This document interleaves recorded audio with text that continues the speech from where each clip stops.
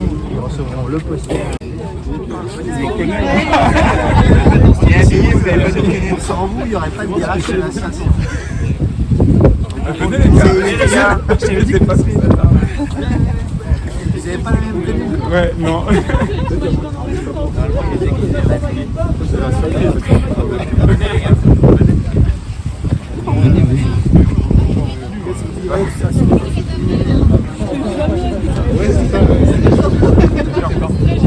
Alors, en 17 ans de mandat, c'est la première fois que je fais ça.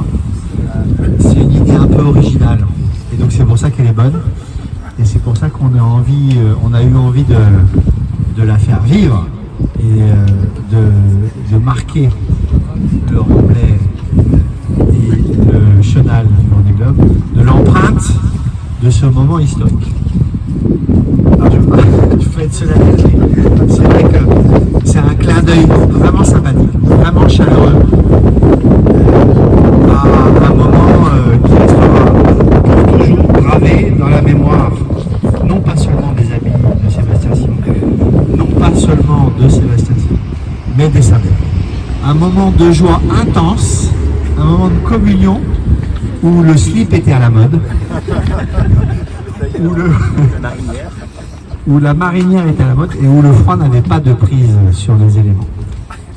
Et donc c'est un clin d'œil que la ville des Sables-d'Olonne est heureuse de rendre aujourd'hui et de faire un signe apparent, visible et éternel ici sur le Chenal du Vendée Globe. Alors, le virage Sébastien Simon est né le jour de l'arrivée de Sébastien, mais sa vie ne fait que commencer puisque le symbole de ce petit moment, c'est d'espérer que d'une place de 3e au Vendée Globe 2024-2025, un jour, Sébastien Simon remporte le Vendée Globe, et qu'après lui,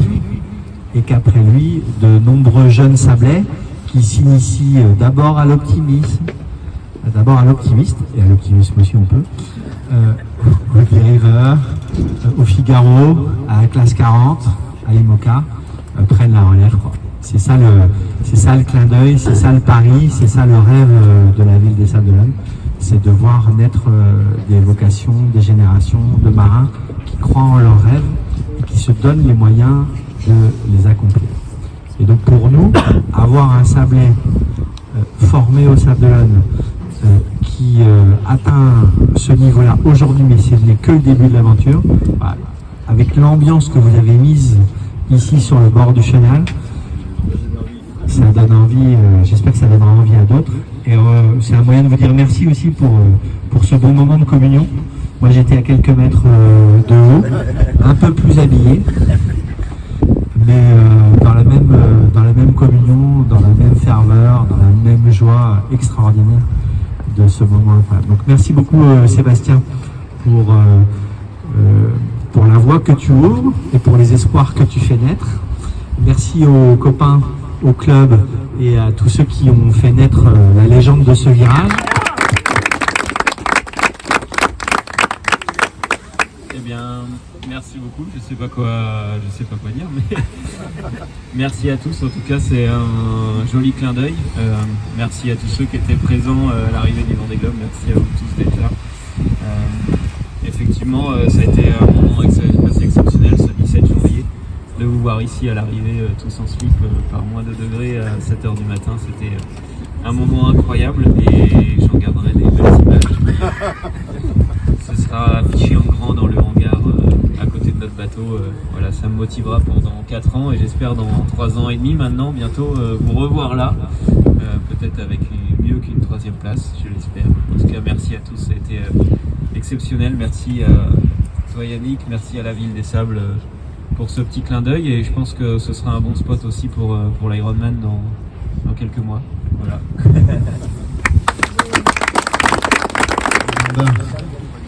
Sans se brûler.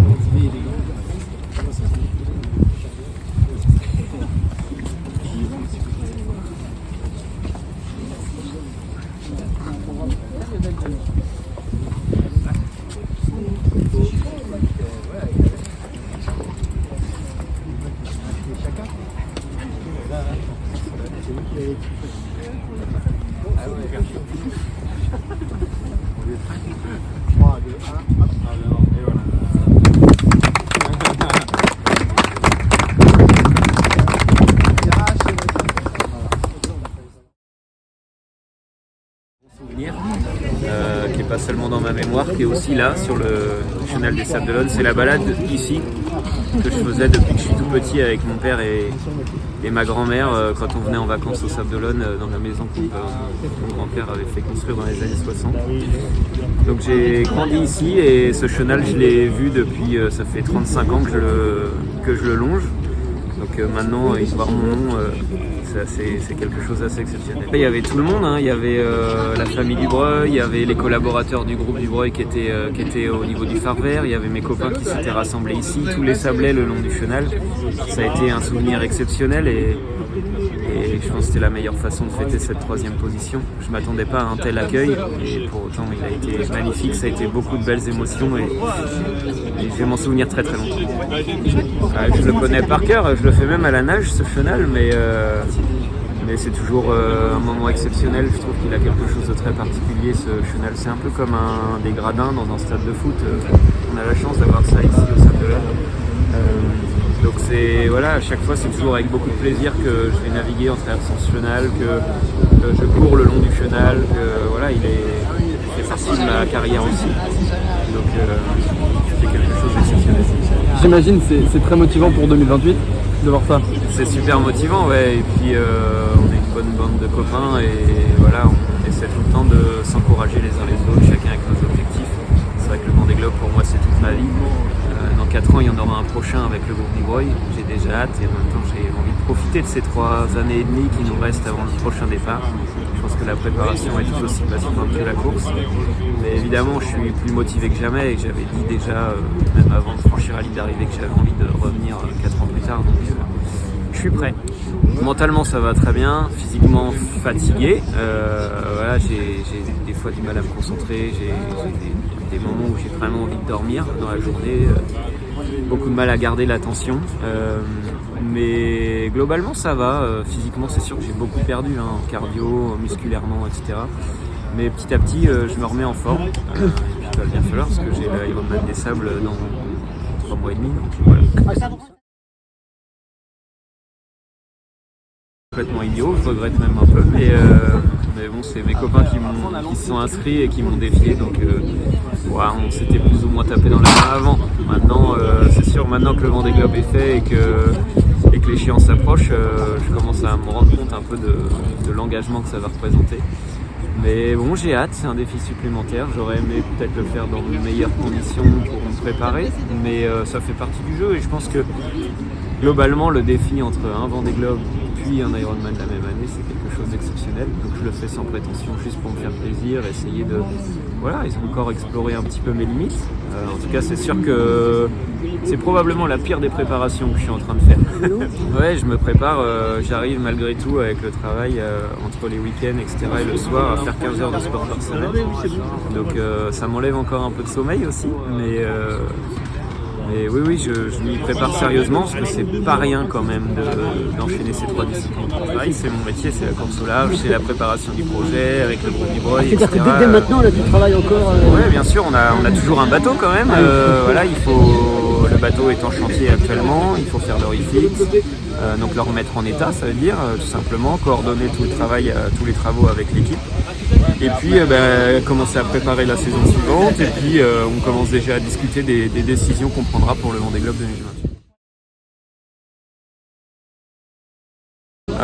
C'est encore un peu tôt pour le dire, mais effectivement tout est sur la table, c'est sûr, parce que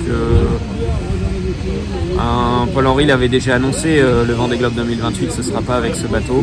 Si on veut prétendre à essayer de gravir les 2 petites marches qui nous restent, ce sera avec un bateau plus performant, lequel on ne sait pas encore. Mais en tout cas, ça reste un sport technologique, on le sait bien.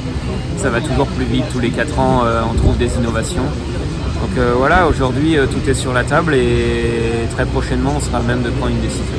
Avec le bateau actuel, il y a encore des courses en perspective, la Transat Café l'Or, la Route du Rhum, je sais que vous m'avez vu. La Route du Rhum, c'est l'année prochaine, en 2026, et c'est sûr que c'est une course qui est très importante pour moi, d'abord parce que je ne l'ai jamais faite, mais aussi pour le groupe Dubreuil parce que ça va aux Antilles, ça part de Saint-Malo et ça va en Guadeloupe, donc c'est vraiment important pour Air Caraïbes. Et après, pour cette année, oui, effectivement, il y a la Transat Café l'Or qui nous tient aussi à cœur. Maintenant, est-ce que c'est pas le moment de se reposer aussi ? Je sais pas. Voilà. En tout cas, pour la qualification au prochain Vendée Globe, avec cette 3e position, ça nous met dans une bonne situation et peut-être que retrouver un petit peu de ressources en vue du Vendée Globe 2028, peut-être que c'est l'opportunité ou jamais. Merci. On est même plus en avance que n'importe qui là. Il faudrait quoi, 2 ans pour s'il C'est était 15 construit mois un de bateau neuf. 15 mois? Oui, mais non, bon. on est largement dans le bon timing. Ah, ouais. d'accord. On avait même Ok. plutôt l'habitude de commencer des conceptions de bateaux 1 an après ça. D'accord. Non, plutôt Ok. en 2026. Donc vous êtes avant dans la les route du temps Rhum. si c'était un neuf On est complet même et très tout. bien, ouais. D'accord. On est même très bien là, justement. Donc c'est ça l'avantage avec l'engagement des groupes du Breuil dès à présent en vue du Vendée Globe 2028. En fait, on est dans une position aujourd'hui plutôt confortable et il faut qu'on réussisse justement à poser les choses pour prendre les bonnes décisions et préparer le Vendée Globe 2028 avec sérénité. Ça, c'est le plus important. Ok, merci.